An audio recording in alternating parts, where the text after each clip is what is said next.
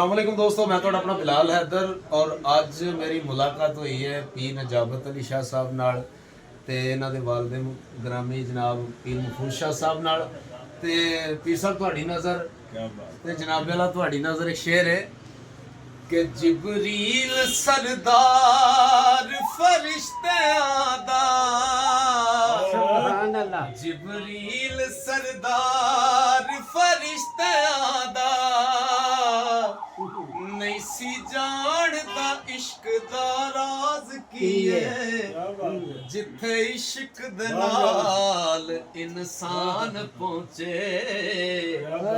लायक दी उथे परवाज की है ओ शकरगंज फरीद दा पीर जाने हुंदा साज की है ते आवाज की है सजदा फेर दीवानिया